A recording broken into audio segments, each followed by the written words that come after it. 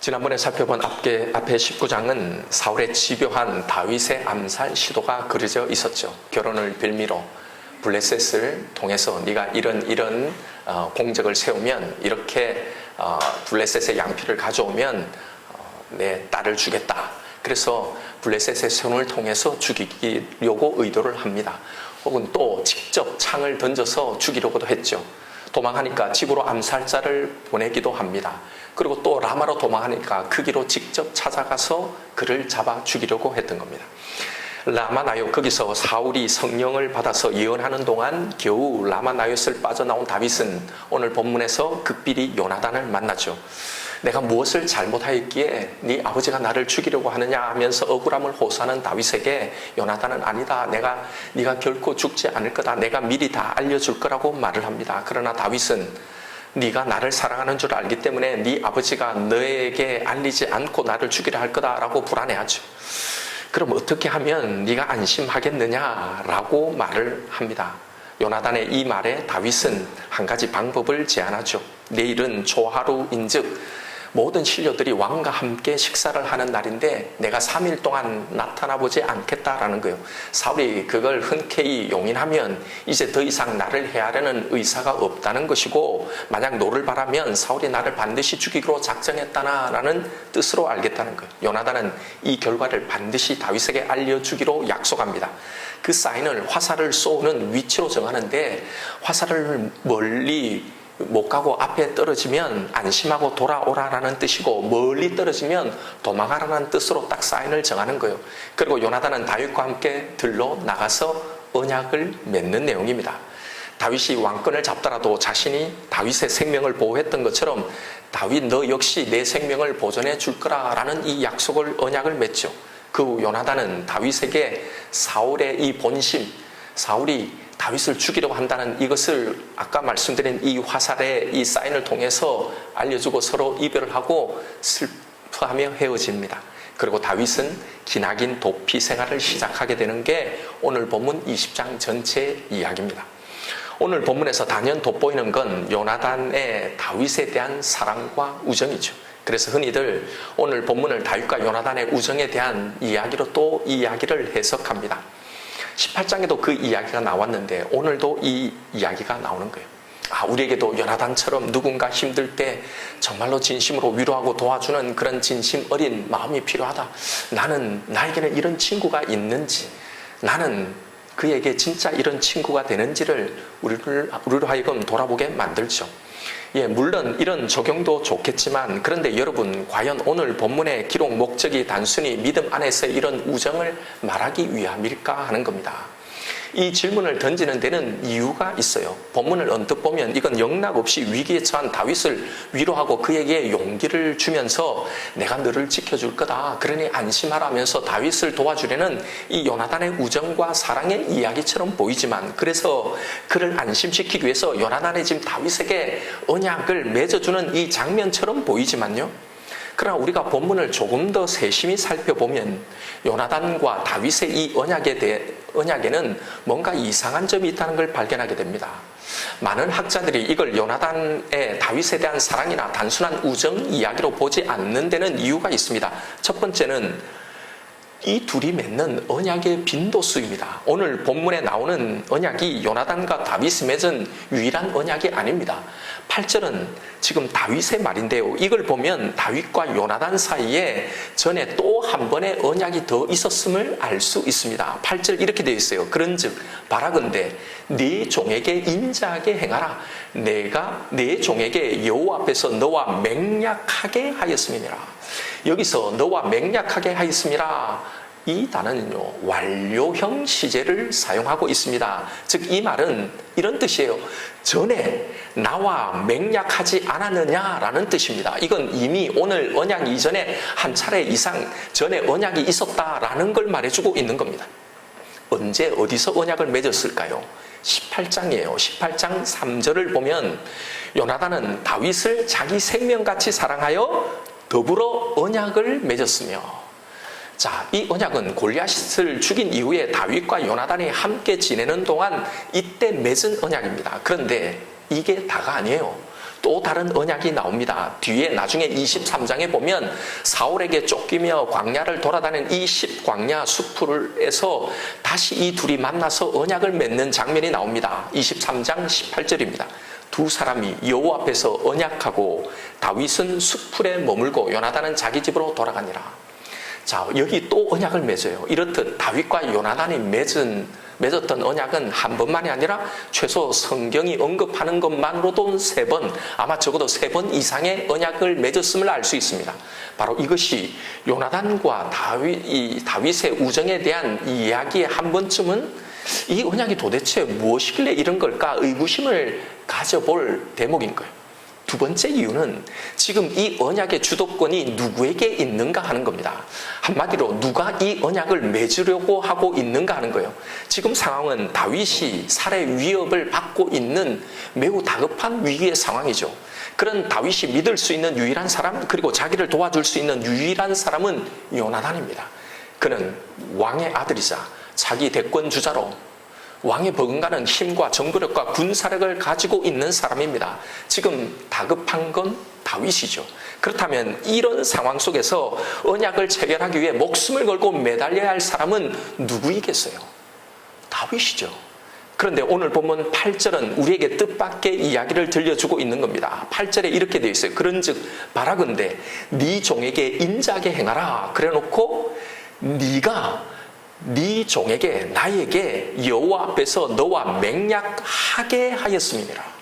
여러분 이 말을 자세히 보세요. 다윗이 요나단 보고 지금 말을 하고 있는 거예요.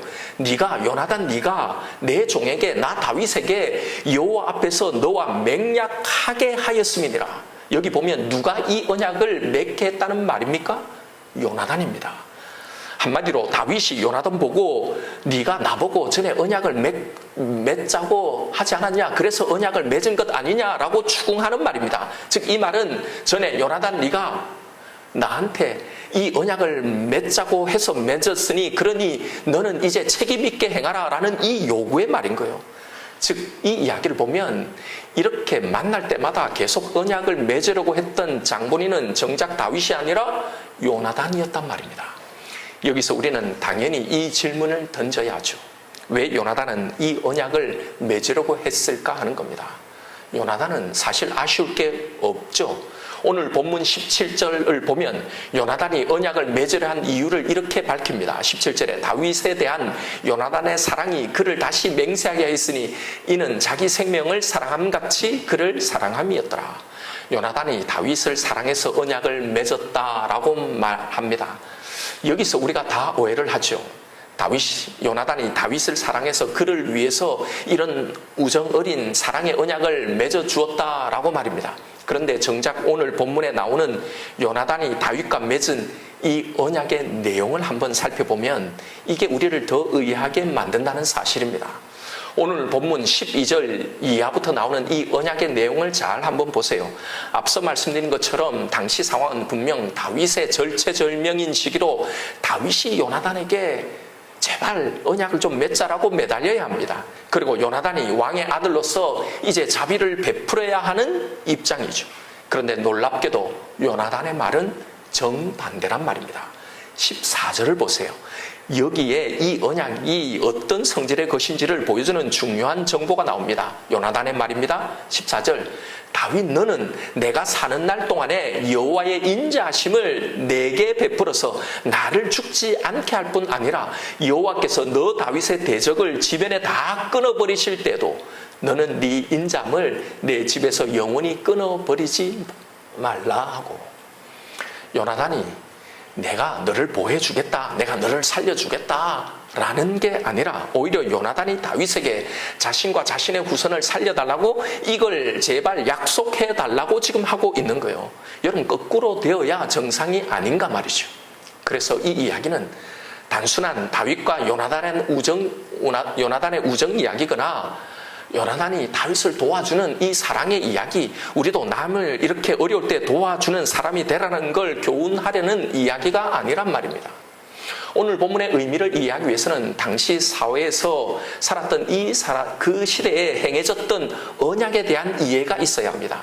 결론적으로 말씀드리면 다윗과 요나단이 맺은 언약은 단순한 우정의 언약이 약속이 아니라 당시 행해졌던 종과 주인의 언약, 또 지배국과 식민지의 이 나라가 맺는 종주권 언약입니다. 즉 왕과 신하 혹은 지배국의 왕과 신하, 식민지국인 이 신하가 맺는 주인과 종으로서의 언약을 말하고 있는 거예요. 이걸 지금 맺고 있는 겁니다.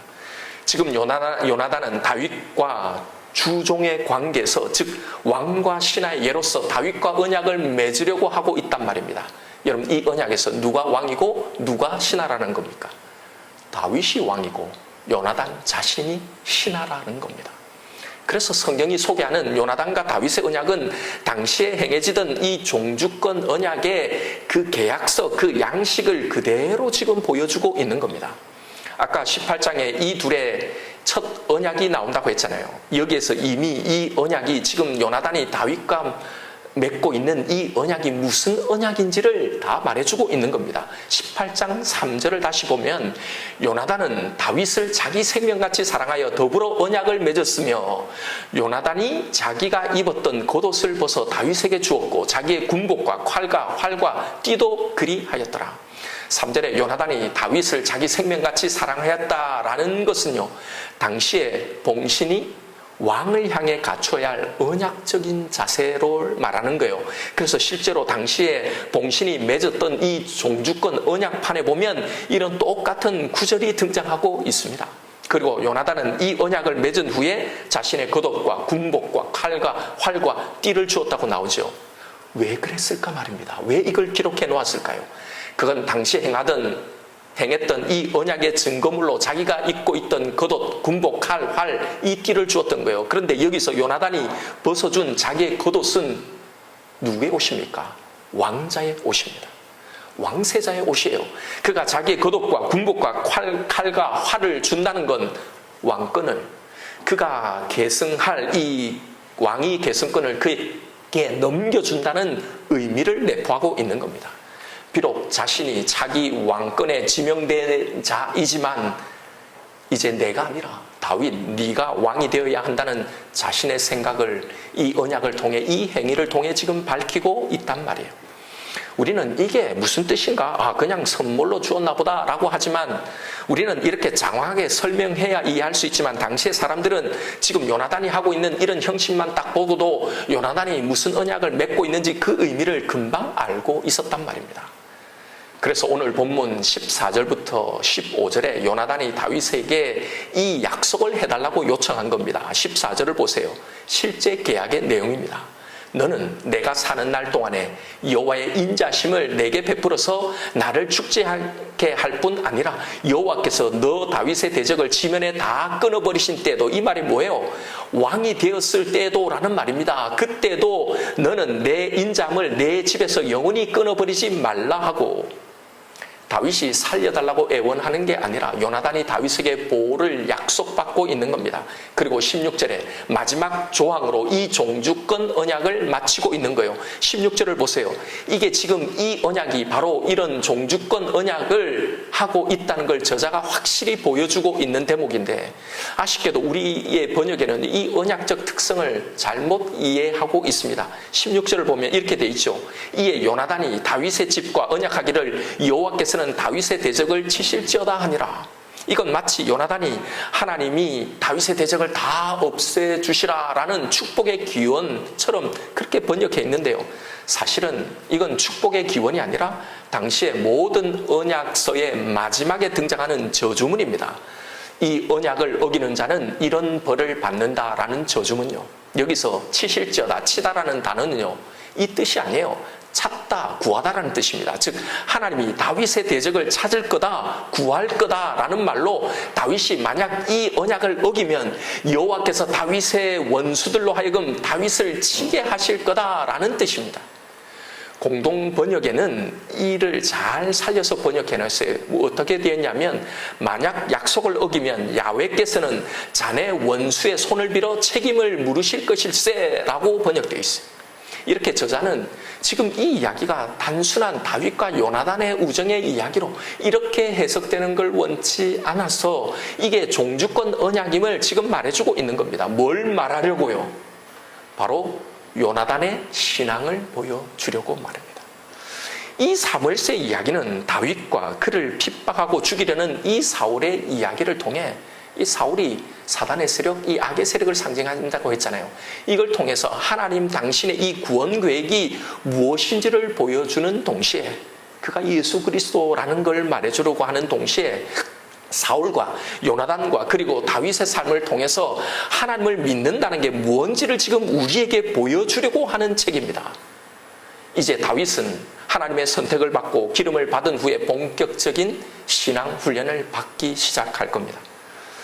여러분, 그래서 예수를 믿고 나는 구원을 받았다고, 나는 이제 기름 부음을 받았다고 끝난 게 아니란 말입니다.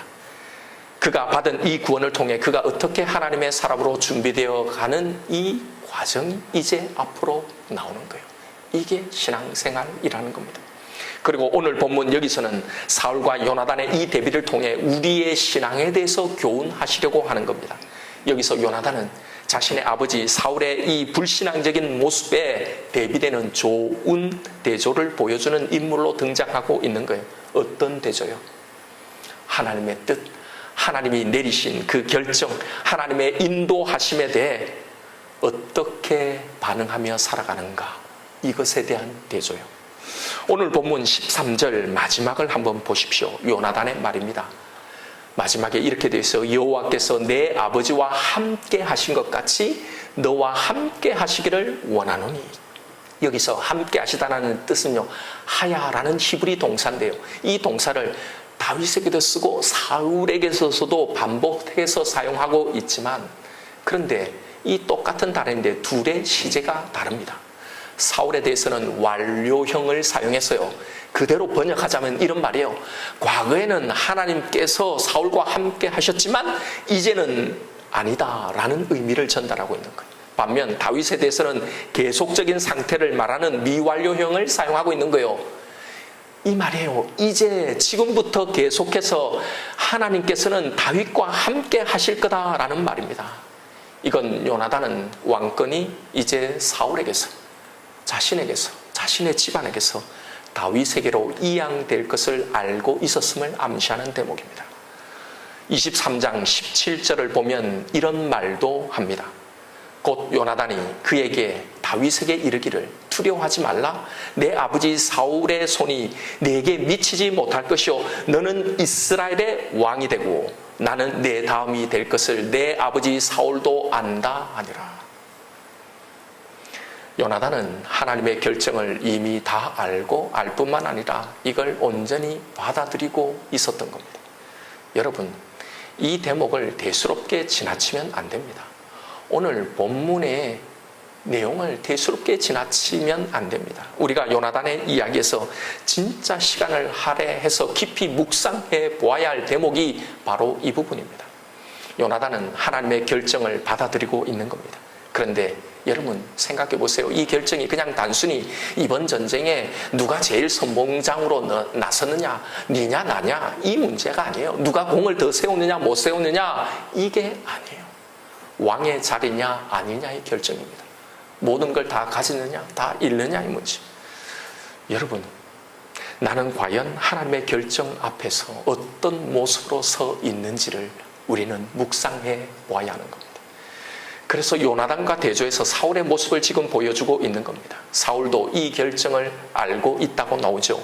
24장 20절부터 여러분 보세요. 사울의 말입니다.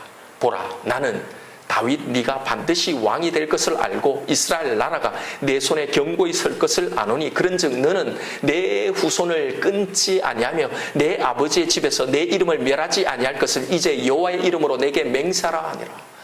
사울조차도 제정신이 돌아올 때는 이 사실을 알고 다윗에게 자신을 위탁하고 있는 겁니다.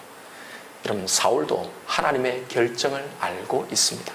두 사람 다 하나님의 계획을, 무엇을 결정하셨는지를 다 알고 있습니다. 그런데 왜 한 사람은 자신의 모든 걸 걸고 그것을 미친 듯이 거부하고, 또 한 사람은 한 번쯤은 도전해 볼 마음도 하고 한 번은 시도해 볼 만도 해볼 법도 한데, 자신의 모든 미래와 가능성을 다 내려놓고 순순히 그것을 받아들이고 인정하고 있는가 하는 겁니다. 오늘 본문은 사울과 다윗을 대조하면서 우리에게 묻고 있는 겁니다. 너는 지금 누구의 길을 가고 있느냐? 이것이 오늘 본문을 통해 우리에게 던지는 메시지입니다. 요나단은 자기가 왕인지 아닌지 그 여부보다, 지금 상황이 어떻게 되어가고 있는지 여부보다, 하나님이 누구를 왕으로 세우셨는가, 그 하나님의 뜻을, 결정을 정확하게 파악하고 거기에 순종할 줄 아는 사람이었습니다. 그래서 그는 자신이 왕자이고 다윗이 자신의 신하이며 지금 당장 다윗을 죽일 힘이 자신에게 있음에도 자신을 낮춰서 오히려 그가 왕이 되고 자신이 신하가 되어서 그에게 생명을 위탁하고 자신의 후손의 생명도 그에게 위탁하고 있는 겁니다. 여러분 보세요. 침묵만 해도 돼요. 모른 척 그냥 반감만 해도 되는 일입니다. 어차피 그냥 두면 아버지가 찾아 죽일 거니 자신의 손에 피 안 묻히고도 얼마든지 해결할 수 있습니다. 혹은 여차하면 얼마든지 다윗을 죽일 수 있습니다. 힘이 없어서가 아닙니다. 이게 성공할 가능성이 낮아서도 아니에요. 이 일이 어려워서도 아닙니다. 얼마든지 그 결정을 뒤집을 수도 있을 것 같습니다. 그러나 그렇지 않는 겁니다. 여러분, 이건 정말로 힘든 일입니다. 진짜 대단한 믿음입니다. 내가 어쩔 수 없어서 포기하는 게 아니라 해볼 수도 있지만 안 하는 것과는 다른 거죠. 이 지점에서는 오히려 다윗보다 요나단의 믿음이 더 성숙해 보입니다. 그래서 하나님은 요나단을 다윗보다 먼저 불러가셨다고 저는 생각합니다. 요나단이 전쟁에서 먼저 죽었다고 여러분 그의 마지막이 불행한 게 아닙니다. 이미 그는 완성의 자리에 도달한 거예요. 이미 그 자리에, 하나님이 목표하신 그 자리에 도달했던 겁니다. 요나단에게 중요한 건요, 내 생각과 내 계획이 아니라 하나님의 계획과 그의 결정, 그의 생각입니다. 결국 다윗도 이 자리에 도달하게 되죠. 나중에 다윗 또한 사울을 죽일 수 있었지만 죽이지 않았던 그 이유가 바로 그것입니다. 칼 한번 휘두르면 얼마든지 이 모든 고통을 끝낼 수 있는데, 이렇게 도망다니지 않아도 되는데, 그러나 그는 하나님의 인도하심을 순순히 따르는 겁니다. 이게 하나님이 설정해놓은 목표고 우리가 도달해야 할 자리인 거예요. 이것이 하나님이 사울을 버릴 수밖에 없었던 이유이자 다윗과 요나단을 선택했던 이유였던 겁니다. 사울은 이와 정반대의 길을 걸었습니다. 여러분, 늘 말씀드리지만 그는 완전히 하나님을 버리고 이방 종교를 믿었던 사람이 아니었잖아요. 그도 하나님을 믿었습니다. 기도도 하고 제사도 드리고 때로는 하나님께 묻고 했던 사람입니다. 그런데 하나님의 뜻이 자신의 생각과 자신의 계획과 자신의 결정과 일치할 때는 아무런 문제가 없죠. 좋죠. 감사하죠. 기쁘고 즐거웠습니다. 그러나 하나님의 뜻이, 그의 결정이 자신의 생각과 자신의 결정과 다를 때는 이걸 못 받아들이는 겁니다. 자신의 모든 걸 다 동원해서 어떻게든지 이걸 피해 보려고 하는 겁니다. 내가 할 수 있는 모든 방법을 동원해서. 왜요? 하나님의 결정이 자신을 불행하게 만든다고 믿기 때문입니다. 그런데 사실은 하나님의 결정을 받아들이지 못하는 이 불신과 이 완악함이 자기를 불행하게 만든다는 걸 모르고 말입니다. 여러분은 어떠신가요? 아무리 인간적으로 억울하고 애석해도, 미련이 남아도 하나님의 뜻, 그분이 하신 그 결정에 여러분 순복할 수 있나요? 여러분 지금 그러고 있습니까? 여러분, 하나님의 결정에 결국 순종해야 합니다. 그 결정을 받아들일 수 있어야 합니다. 그런데 요나단이라고, 여러분 이게 저절로 쉽게 되었을까요? 요나단도 우리와 성정이 똑같은 사람입니다. 그냥 이번엔 네가 가고 다음에는 내가 갈 수 있는, 한 번은 하는 그런 자리가 아니잖아요. 왕정시대 아무리 피를 나눈 형제라도 왕이 되면 왕권의 위험이 되는 정적들은요, 무자비하게 다 죽여버립니다. 하물며 역성혁명을 하는 자들도 그런데 요나단의 경우는 얼마든지 정당성이 있죠. 이렇게 포기하면 나중에 다윗 손은 아니더라도 다윗의 측근에 의해서 자신과 후손들이 죽을 수도 있는 겁니다. 요나단이라고 왜 미련이, 아쉬움이, 그런 두려움이 없었겠습니까? 자신은 잘못한 게 없는데 어쩌다가 이렇게 된 걸까? 하나님의 그 결정에 억울하기도 하고 유혹도 있었을 겁니다. 기도 없이 여러분 이것이 되겠습니까? 아마 수도 없이 기도하고 나는 잘할 수 있다고, 한 번만 나에게 기회를 달라고, 한번 믿어보십시오라고 얼마나 많이 기도했겠습니까? 얼마나 이런 생각을 해보다가도 또 저런 생각을 하고 얼마나 그런 게 많았겠어요. 때로는 다윗만 없었다면 사울처럼 그런 생각도 들어서 그를 죽이지는 않겠지만 블레셋으로 그를 내쫓아 볼까, 유배나 감금을 해볼까, 하나님의 뜻에 결정했다가 또는 이게 번복을 했다가 이런 생각들도 했을 겁니다. 그러다가 그는 그래도 하나님을 경외하는 사람이었으니 이런 생각을 하는 자신이 여러분 얼마나 가증스럽게 자기가 그렇게 느껴졌을까요? 그런 자신을 보면서 이런 사람이었나, 내가 이런 사람이었나, 얼마나 자존감이 바닥을 치기도 했을 겁니다. 이런 무수히 많은 과정을 거치며 바로 이 싸움을 해왔을 겁니다. 그의 이런 사울과 대조되는 이런 훌륭한 모습은요, 그냥 된 게 아니에요. 이런 영적인 싸움의 결과였을 거란 말입니다. 여러분, 제가 왜 이런 말씀을 드리냐면, 우리는 이 요나단이 걸었던 이 치열한 내면의 갈등과 이런 영적인 전쟁의 시간들, 이 우울한 그의 시간들을 제대로 주목하지 못한다는 사실입니다. 그냥 사울은 나쁜 사람, 이 사람은 육적인 사람, 요나단은 영적이고 좋은 사람, 그래서 나도 요나단처럼 이렇게 하나님의 결정에 순종하는 이런 사람이 되자라고 그냥 결론을 내죠. 그런데 여러분, 사실 다 그걸 원하죠. 다 그걸 원하지만, 그렇게 요나단이 되고 싶지만 그렇게 되던가요? 그렇게 되나요? 이렇게 우리가 기도할 때는, 이런 말씀을 들을 때는 그럴 수 있을 것 같고 그래야 되겠다는 생각도 하지만, 이 기도의 자리를 떠나고 밖으로 나가면 다시 사울처럼 되어버리는 겁니다. 우리는 요나단이 도달했던 이 결과의 모습, 이게 아니라 실은 요나단이 여기까지 도달했던 그 우울한 모든 과정들, 여기를 주목해야 하는 겁니다. 이 말씀을 준비하면서 우리에게 신앙생활이란 뭘까라는 걸 생각해 보았습니다. 저는 지금 분명 신앙생활을 하고 있다고 믿는데, 그런데 진짜 나는 신앙생활을 하고 있는 걸까라는 생각이 드는 겁니다. 여러분은 이런 생각을 해보신 적이 없나요? 이런 생각이 문득 드신 적이 없습니까? 지금 이게 내가 신앙생활을 하고 있는 건지, 그냥 지금 교회만 왔다 갔다 하고 있는 건지, 지금 현재 이런 내 삶도 내가 알잖아요. 내 삶도 진짜 이게 신앙생활일까 하는 생각 말입니다. 여러분, 우리가 통상적으로 생각하는 신앙생활이란 이런 거죠. 뭔가 하나님의 경험이 되어지고 하나님의 살아계심을 느낄 만한 그런 일들이 내 삶 가운데 일어나고, 혹은 기적들이, 체험이, 간증이 막 일어나고, 내가 기도한 것들에 대한 어떤 식으로든지 응답이 이루어지고 그렇게 갖고 있다는 그런 생각들이 들고, 어쨌든 그래서 하나님과 좀 가까워지고 하나님을 내가 느끼고, 그래서 찬양도 좀 나오고, 그리고 큐티도 좀 할 수 있고, 이런 믿음 생활이 즐겁고 평안한 그런 상태의 삶을요, 이상적인 신앙 생활이라고 생각하죠. 그러니 사실 지금 좀 힘들고 우울하고 막 몸도 아프고 내가 생각하는 대로 일도 잘 안 풀리고, 그러는 이런 시간들은요, 다 죽은 시간으로 생각을 하는 겁니다. 그래서 이런 시간 속에 내 삶을 보면 지금 내가 신앙생활을 하고 있는 건지를 못 느끼는 겁니다. 그래서 우리는 결국 왕이 된 다윗, 하나님의 결정을 아무 불만 없이 받아들이는 이 요나단의 모습이 아니라, 지금 오늘 본문의 이 한간에 스며 있는 요나단의 이 시간들, 다윗이 걸어가고 있는 이 시간들을 깊이 묵상해야 할 필요가 있는 겁니다. 오늘 본문의 시간들은 다윗에게, 요나단에게 하나님의 살아계심이 막 경험되어지고, 그걸 막 느낄 만한 그런 일들이 일어나고, 그런 기적들, 그런 체험들, 그런 간증들이 막 일어나는 그런 기분 좋은 그런 시간이었을까요?